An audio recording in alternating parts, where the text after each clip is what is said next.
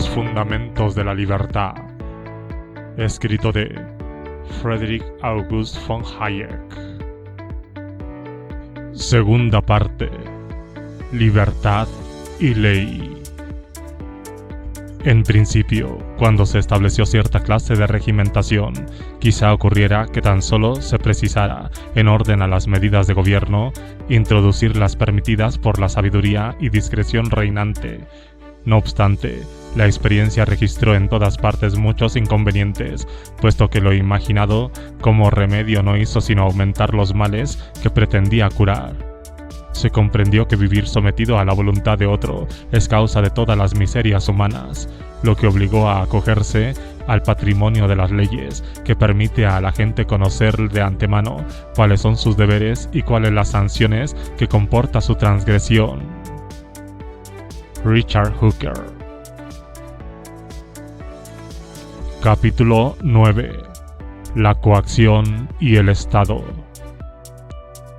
La plena servidumbre, propia de épocas feudales, obliga a prestar servicio incierto e indeterminados.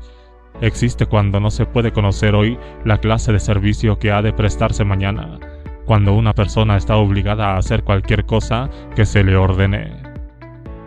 Henry Brereton. 1. Significado de la coacción. Anteriormente hemos definido de manera provisional la libertad como ausencia de coacción.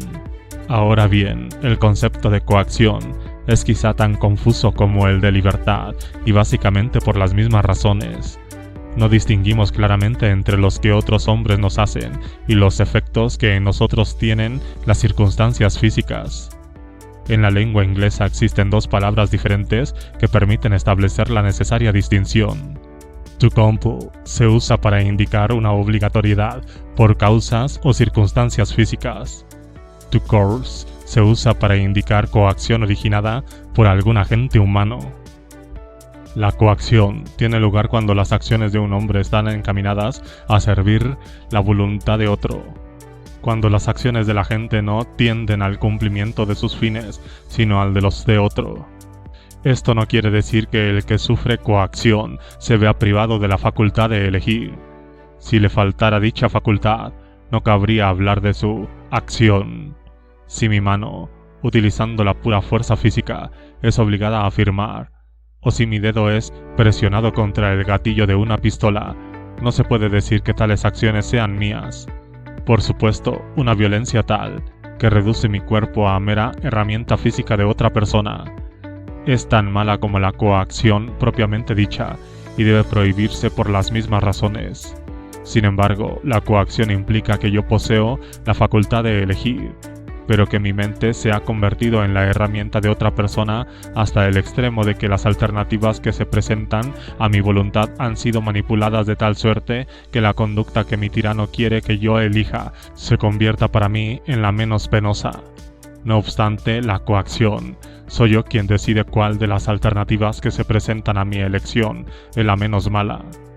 Está claro que la coacción no incluye todas las influencias que pueden ejercerse sobre las acciones de otra persona, ni siquiera todos los casos en que una persona obra o amenaza a obrar de un modo que cause daño a otra, para obligarla a cambiar su conducta futura.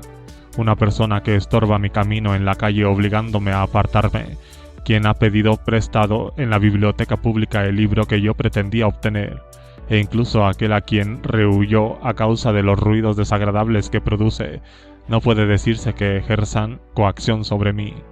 La coacción implica tanto la amenaza de producir daño como la intención de provocar de ese modo en otros una cierta conducta.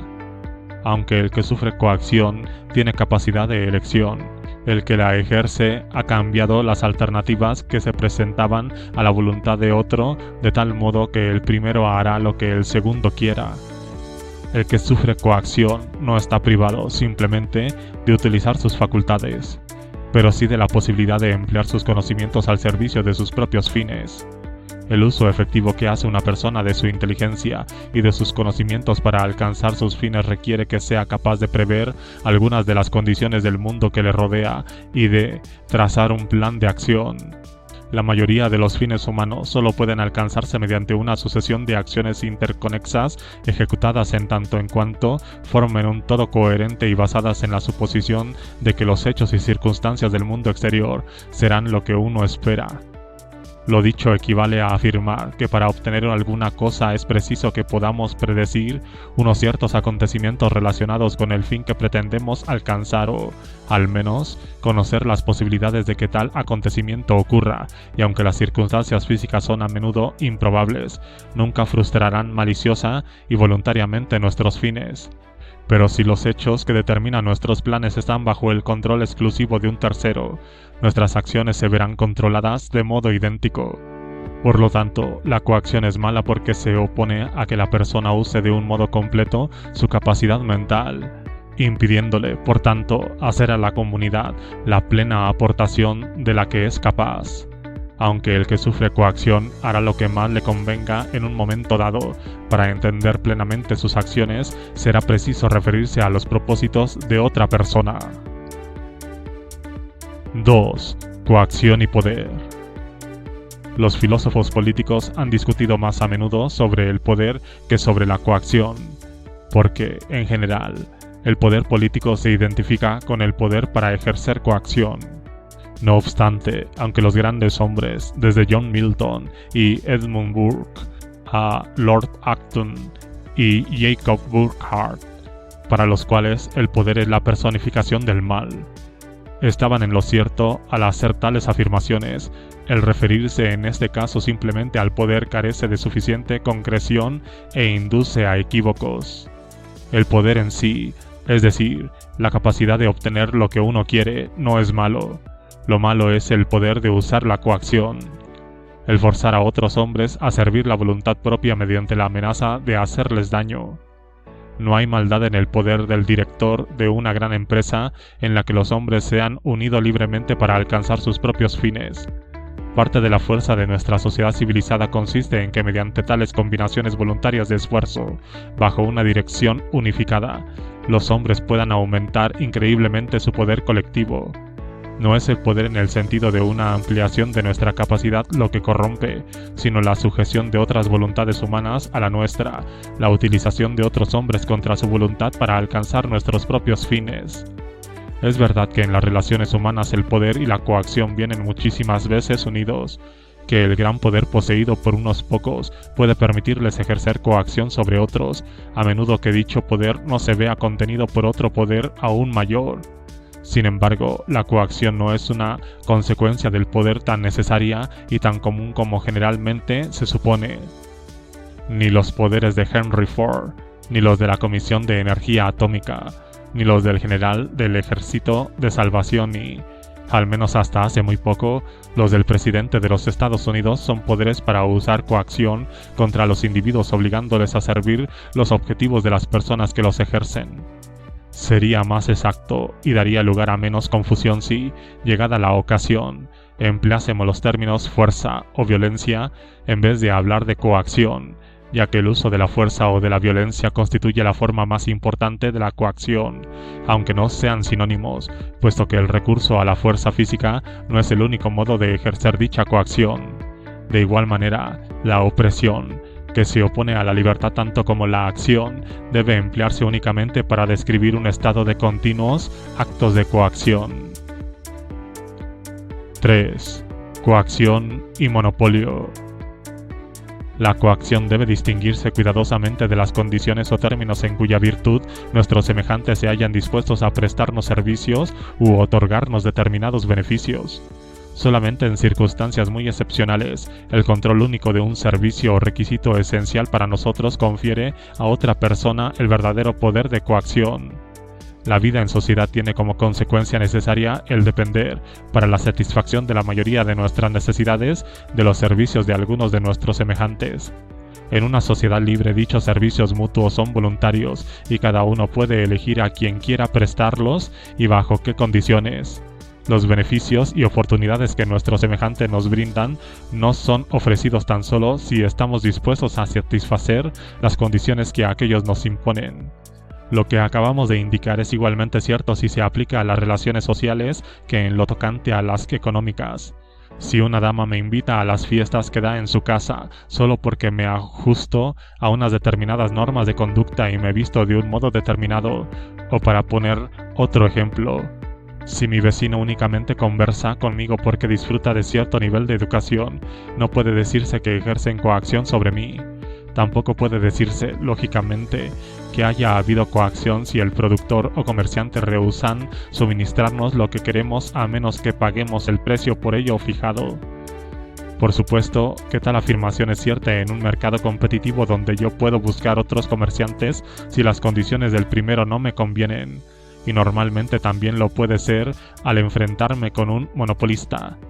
En el caso de que, por ejemplo, deseara mucho que cierto artista famoso pintase mi retrato y éste rechazase hacerlo a menos que le pagara una fuerte cantidad, sería claramente absurdo decir que estoy sufriendo coacción. Lo mismo cabe afirmar de cualquier otro bien o servicio sin el cual puedo pasarme. Con tal que los servicios de una persona determinada no sean indispensables para mi existencia o la conservación de lo que yo más valoro, las condiciones exigidas para la prestación de dichos servicios no puede llamarse propiamente coacción.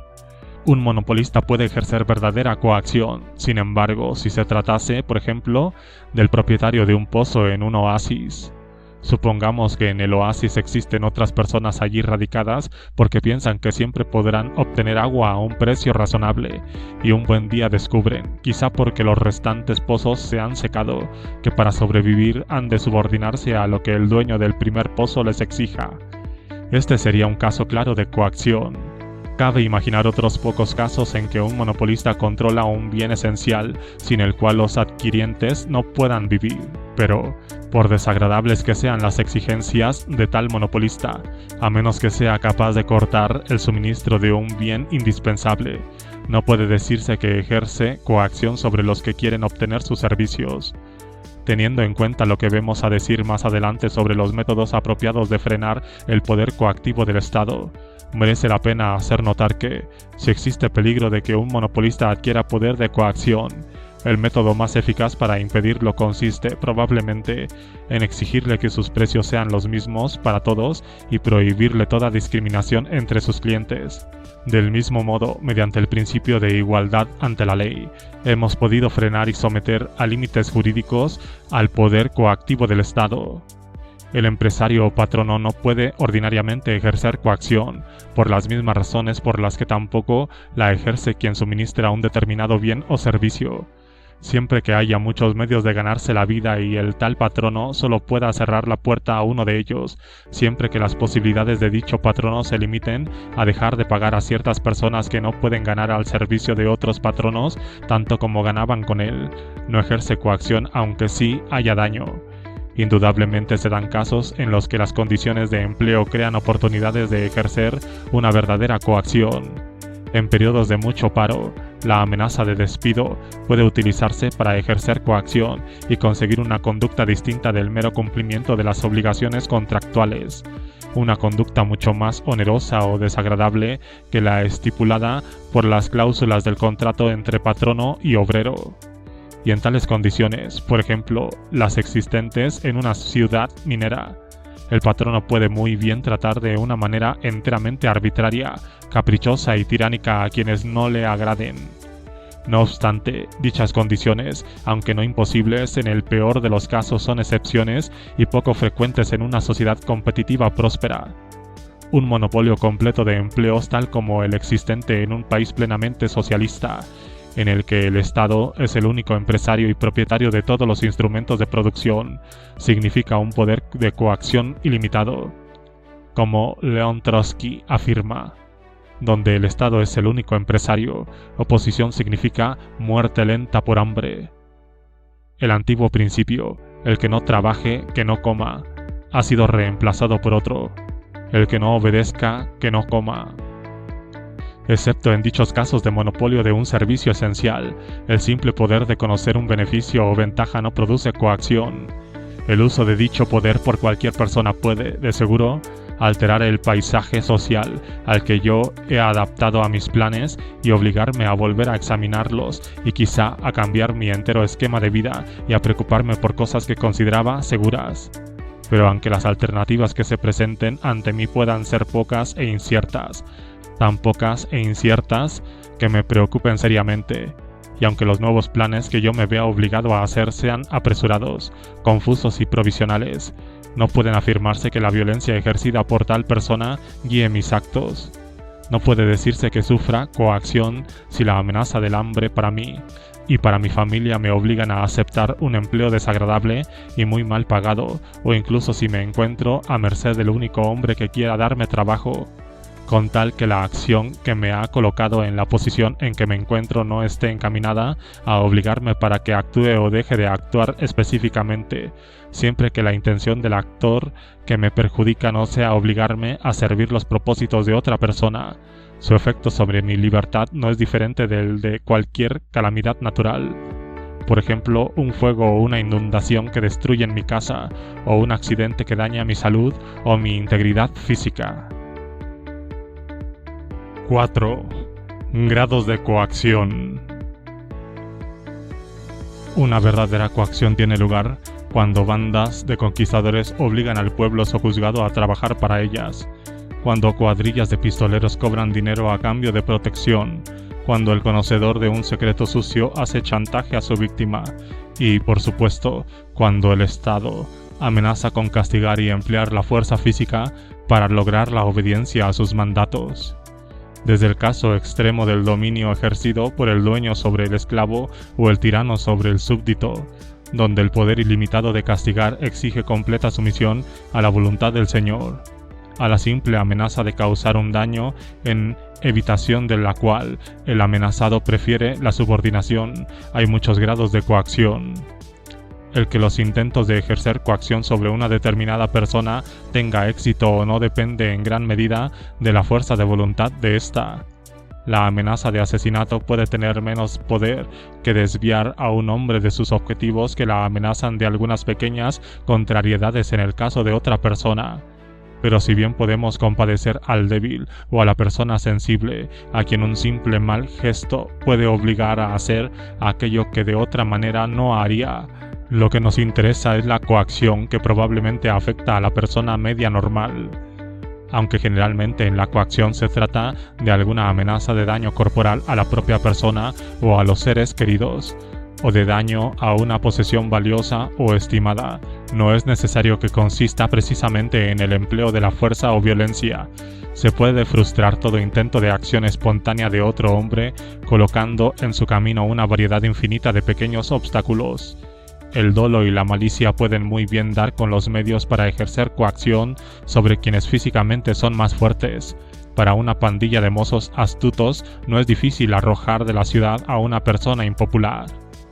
En cierta medida, todas las relaciones estrechas entre los seres humanos, tanto si los hombres están ligados por el afecto, la necesidad económica o las circunstancias físicas, como ocurre dentro de un barco o en el seno de una expedición, proporcionan oportunidades para la coacción.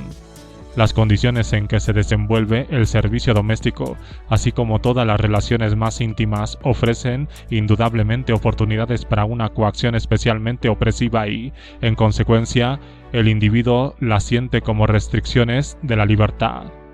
Un marido desabrido, una esposa gruñona o una madre histérica pueden hacer la vida intolerable, a menos que se sigan todos los caprichos de la persona de quien se trate.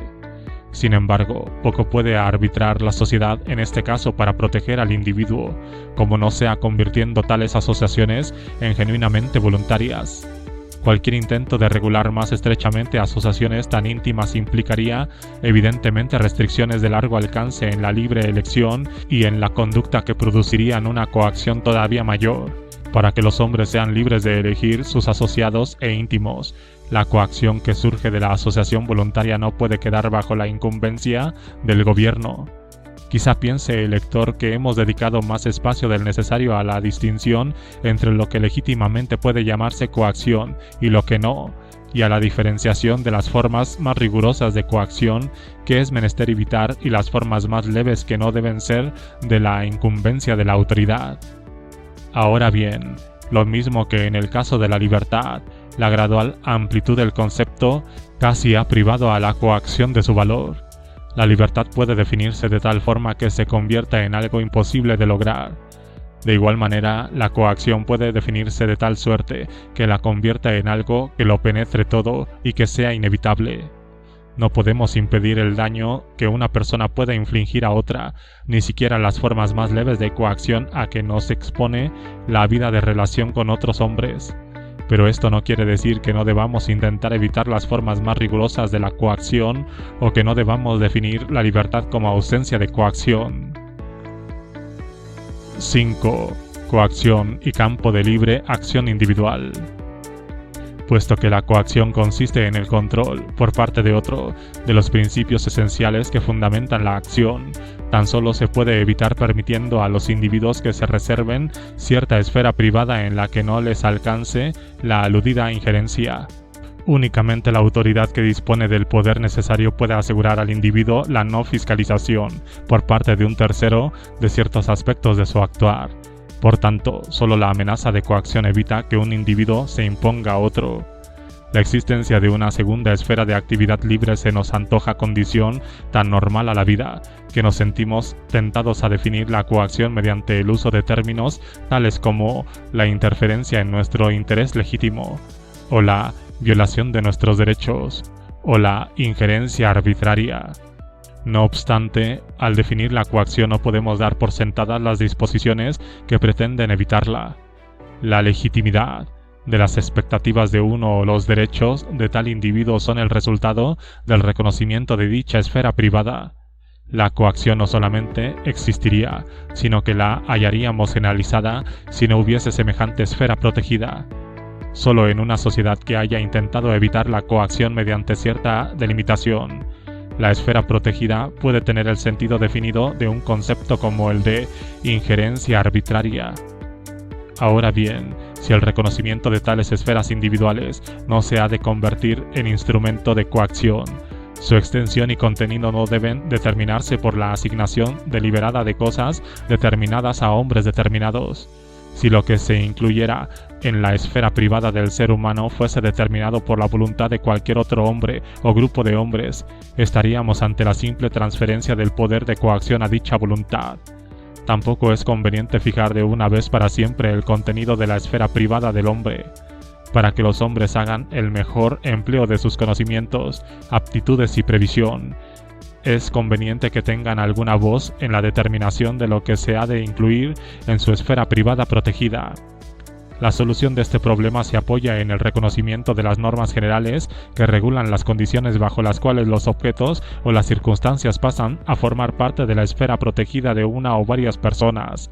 La aceptación de dichas reglas permite a cada miembro de la sociedad modelar el contenido de su esfera protegida y a todos los miembros reconocer aquello que pertenece a su esfera y lo que no pertenece a la misma. No debemos pensar en esta esfera como si contuviera exclusivamente, ni siquiera principalmente, cosas materiales. Aunque la división de las cosas materiales del mundo que nos rodea en lo que es mío y lo que pertenece a otro constituye el objeto principal de las reglas que delimitan las esferas, estas nos garantizan también muchos otros derechos, tales como la seguridad en lo tocante a ciertos usos de las cosas o la mera protección contra la interferencia en nuestro actuar. 6. Propiedad y protección contra la coacción. El reconocimiento de la propiedad privada constituye, pues, una condición esencial para impedir la coacción, aunque de ninguna manera sea la única.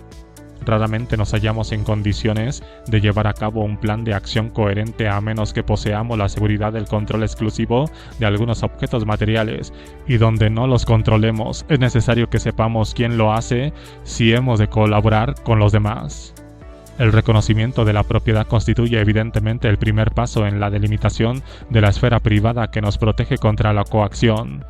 Se ha admitido desde tiempo inmemorial que un pueblo contrario a la institución de la propiedad privada carece del primer elemento de la libertad, y que nadie tiene libertad para atacar la propiedad privada y decir al mismo tiempo que aprecia la civilización. La historia de ambas se funde en un tronco común. La moderna antropología confirma que la propiedad privada aparece ya muy definidamente en niveles primitivos, y que las raíces de la propiedad como principio legal que determina las relaciones físicas entre el hombre y el medio natural y artificial que le rodea son los requisitos esenciales en cualquier acción ordenada en el sentido cultural. Ahora bien, en la sociedad moderna, el requisito esencial para la protección del individuo contra la coacción no consiste en la posesión de bienes, sino en que los medios naturales que le permiten proseguir cualquier plan de acción no se hallen todos bajo el control exclusivo de cualquier otro agente. Uno de los logros de la sociedad moderna estriba en que la libertad puede disfrutarla una persona que no posea prácticamente ninguna propiedad salvo los efectos personales, tales como la ropa, y aún estos pueden ser alquilados, y que podamos dejar en manos de los demás el cuidado de gran parte del patrimonio que sirve para satisfacer nuestras necesidades. Lo importante es que la propiedad esté lo suficientemente repartida para que el individuo no dependa de personas determinadas y evitar que únicamente tales personas le proporcionen lo que necesita o que solo ellas le puedan dar ocupación. El que la propiedad de terceros pueda servir para el logro de nuestros objetivos se debe principalmente a la fuerza obligatoria de los contratos. Toda la red de derechos creada por los convenios es componente importante de nuestra propia esfera protegida y forma parte de nuestros planes, tanto como la propiedad personal. La condición decisiva para una mutua colaboración ventajosa entre los individuos basadas en el consentimiento voluntario y no en la impersonal para nuestros semejantes, quienes a su vez nos ayudan buscando sus propios fines. Se requiere que los preceptos relativos a la propiedad y a los contratos delimiten la esfera privada del individuo allí donde los recursos o los servicios necesarios para la prosecución de los objetivos humanos sean escasos y deban, como consecuencia, estar bajo control de uno u otro hombre. Ahora bien, si ello es cierto en relación con la mayoría de los beneficios que deducimos de los esfuerzos de los hombres, no es verdad con respecto a todos. Existen algunas clases de servicios, tales como los de la higiene o carreteras, que, una vez que se han facilitado, son generalmente suficientes para todos aquellos que desean usarlos.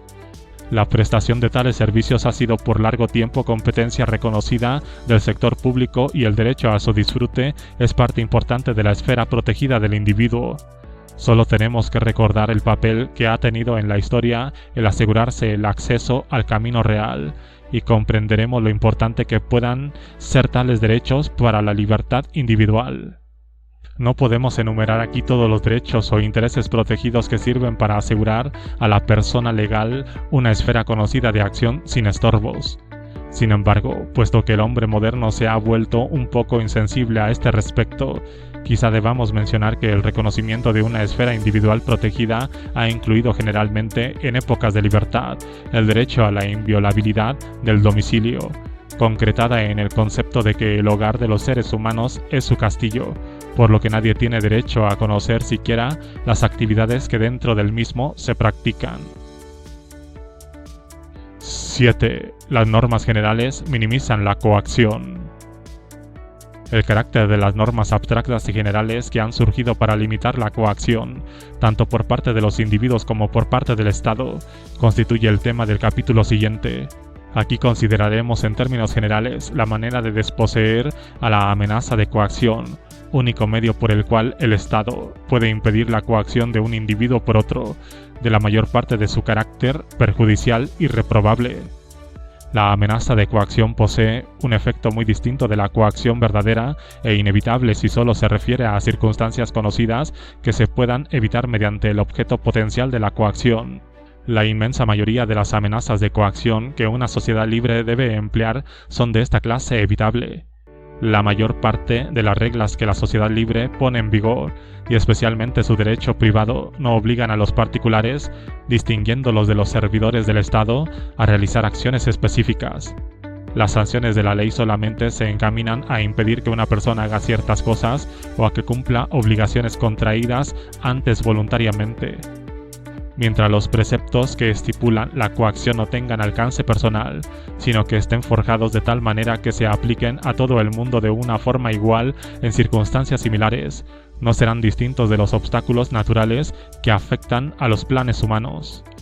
En cuanto que dicen lo que ocurriría si alguien hace esto o aquello, las leyes que promulgan el poder público tienen, en mi opinión, el mismo significado que las leyes de la naturaleza, y cualquier persona puede aplicar su conocimiento de aquellas al logro de sus propios objetivos lo mismo que utiliza su conocimiento de las leyes de la naturaleza. 8. Coacción inevitable. Es indudable que en algunos aspectos el Estado emplea la coacción para hacernos ejecutar acciones determinadas.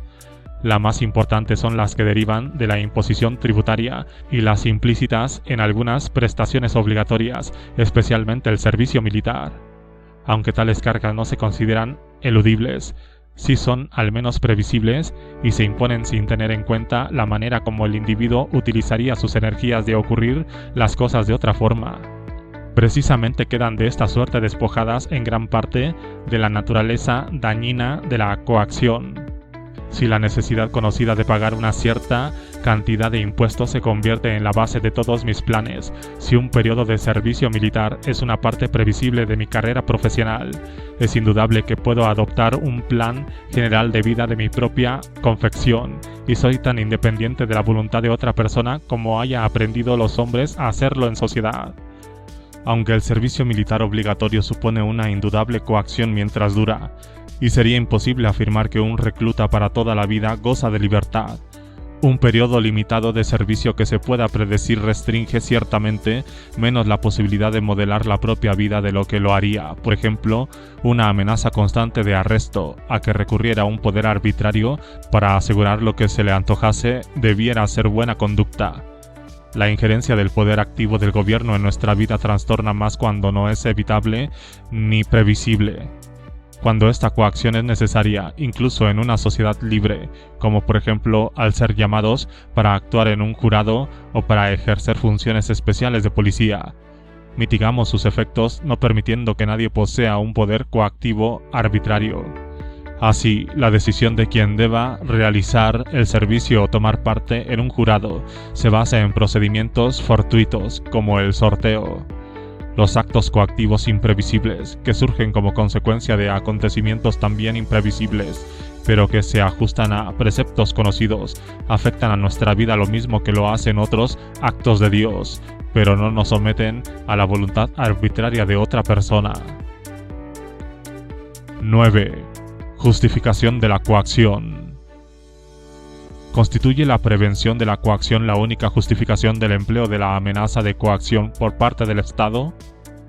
Probablemente podemos incluir todas las formas de violencia que comprende la coacción, o por lo menos mantener que el impedimento con éxito de la coacción significará el impedimento de toda clase de violencia, incluso si no se emplea con la intención de forzar.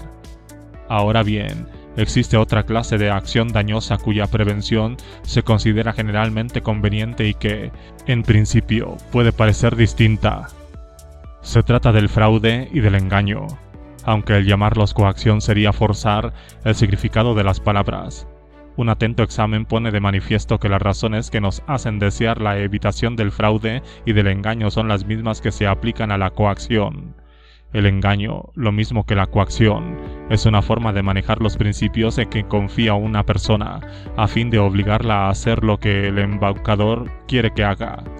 Cuando el embaucador logra su propósito, el engañado se convierte, al igual que cuando sufre coacción, en un instrumento involuntario que sirve los objetivos de otros hombres sin desarrollar los propios. Todo lo que hemos dicho de la coacción se aplica igualmente al fraude y al engaño. Con esta corrección, parece que la libertad no exige otra cosa que el impedimento de la coacción y la violencia, el fraude y el engaño, excepto en lo tocante a la utilización de dicha coacción por el gobierno con el único objeto de hacer cumplir preceptos conocidos que tienden a asegurar las mejores condiciones para que el individuo pueda contar con normas coherentes y racionales que guíen sus actividades. El problema del límite de la coacción no es el mismo que el de la función del gobierno. Las actividades coactivas del poder público no son de ninguna manera su única labor. Es cierto que las actividades no coactivas o puramente de servicio que la autoridad emprende son financiadas acudiendo, generalmente, a procedimientos coactivos. El Estado medieval, que financiaba sus actividades principalmente con sus rentas patrimoniales, quizá hubiera podido proporcionar servicios sin recurrir a la coacción. Ahora bien, en las condiciones modernas, no parece practicable que el Estado proporcione servicios tales como el cuidado de los incapaces o de los inválidos, la construcción de carreteras o el suministro de información, sin acudir a su poder coactivo para financiarlos. No es de esperar que jamás haya absoluta unanimidad sobre la conveniencia del grado de extensión de dichos servicios, y por lo menos no resulta claro que el forzar a los hombres para que contribuyan a la ejecución de fines en los que no se encuentran interesados puede estar moralmente justificado. Hasta cierto punto, sin embargo, la mayoría de nosotros encuentra conveniente realizar tales aportaciones, bien entendido que, a cambio, nos beneficiemos de las similares que otros hacen para la consecución de nuestros propios fines. Abstracción hecha del ámbito fiscal. Es quizá conveniente que aceptemos tan solo el evitar una coacción más fuerte que justifique el empleo del poder coactivo estatal. Es posible que este principio no pueda aplicarse a cada precepto legal en particular, sino solamente a la totalidad del sistema legislativo. La protección de la propiedad privada como salvaguardia contra la coacción, por ejemplo, puede exigir medidas especiales que aisladamente no sirvan para reducir la coacción, sino meramente para asegurar que tal propiedad privada no obstaculice innecesariamente las acciones que no perjudiquen al propietario. Toda la concepción de la injerencia o no injerencia por parte de la autoridad se basa, sin embargo, en la presunción de existencia de una esfera privada delimitada por reglas generales puestas en vigor por el poder público, y el problema real es si debe limitar su acción coactiva al respaldo de tales preceptos o debe ir más lejos. Se ha intentado a menudo, especialmente por John Stuart Mill, definir la esfera privada que debe ser inmune a la coacción mediante la distinción entre acciones que solo afectan a la persona que actúa y acciones que afectan también a otros. Ahora bien, como casi no cabe imaginar la existencia de acciones que no puedan afectar a otros, dicha distinción no ha resultado muy útil. La distinción adquiere sentido solamente mediante la delimitación de la esfera protegida de cada individuo. El objetivo no puede ser proteger a los hombres contra todas las acciones de los otros que les pueden perjudicar, sino solamente sustraer al control de los demás algunos de los principios directivos de sus acciones. Al determinar dónde se debería trazar las líneas divisorias de la esfera protegida, la cuestión importante es si las acciones de otras personas que nosotros deseamos impedir se interpondrían realmente en las expectativas razonables de la persona protegida. En particular, el placer o la pena que se pueda causar por el conocimiento de las acciones de otras personas no se debe considerar nunca como causa legítima de coacción. La obligatoriedad de aceptación anticipada a algunos no puede constituir base suficiente para prohibirla. En términos generales, lo expuesto significa que la moralidad de la acción dentro de la esfera privada no es objeto adecuado del control coactivo por parte del Estado. Quizá una de las más importantes características que distinguen la sociedad libre de la que carece de libertad es que en el campo de la conducta y en asuntos que no afectan directamente a la esfera protegida de los demás, los preceptos que de hecho cumple la mayoría son de carácter voluntario y no se convierten en obligatorios mediante la coacción. Recientes experiencias proporcionadas por los regímenes totalitarios subrayan la importancia del principio que dice así: no identificar jamás la causa de los valores humanos con la del Estado. Es probable que los hombres que se decidieron a utilizar la coacción con la vehemente intención de evitar un mal moral hayan causado más daño y más desdicha que los que intentaban hacer el mal. 10. Coacción y presión moral. Con todo, el hecho de que la conducta dentro de la esfera privada no sea objeto adecuado para la acción coactiva del Estado no significa necesariamente que en una sociedad libre deba estar la conducta exenta también de la presión de la opinión y la censura. Hace 100 años, en la más estricta atmósfera moral de la era victoriana, cuando la coacción estatal era mínima, John Stuart Mill dirigió su más fuerte ataque contra dicha coacción moral. Al atacar así, es probable que se extendiese en sus argumentos en favor de la libertad. De todos modos, seguramente aclara mucho los términos no presentar como coacción la presión que el aplauso o la censura pública ejercen para asegurar la obediencia a las convenciones y reglas morales. Ya hemos visto que la coacción es, en último extremo, una cuestión de proporción y que la coacción que el Estado debe tanto prever como utilizar en plan de amenaza en bien de la libertad es solamente coacción en su forma más rigurosa, cuyo empleo como tal amenaza puede impedir que una persona normal prosiga un objetivo que le es importante. tanto si deseamos como si no llamar coacción a aquellas formas más tenues de presión que la sociedad aplica a los no conformistas. Queda poca duda de que tales preceptos morales y convencionales que poseen menos poder obligatorio que la ley tiene un papel importante y aún indispensable que desempeñar, y probablemente ayudan tanto como los preceptos estrictos de la ley a facilitar la vida en sociedad. Sabemos que dichos preceptos morales se observan solamente de manera general y no universal, pero este conocimiento nos proporciona una guía útil y reduce la incertidumbre. Aunque el respeto a tales preceptos no impide que los hombres se comporten de vez en cuando de manera censurable, si limitan dicha conducta a aquellos casos en que es bastante importante para la persona hacer caso omiso de los preceptos en cuestión. Algunas veces estos preceptos no coactivos pueden representar una etapa experimental de lo que de una manera modificada se ha de convertir más adelante en ley. Más frecuentemente, los preceptos aludidos proporcionan un fondo flexible de hábitos más o menos inconscientes que sirven de guía a las acciones de la mayoría de los hombres. En conjunto, estos convencionalismos y normas de comunicación social y de conducta individual no constituyen grave infracción de la libertad individual, sino que aseguran cierto mínimo de uniformidad en la conducta, que ayuda más que obstruye los esfuerzos individuales.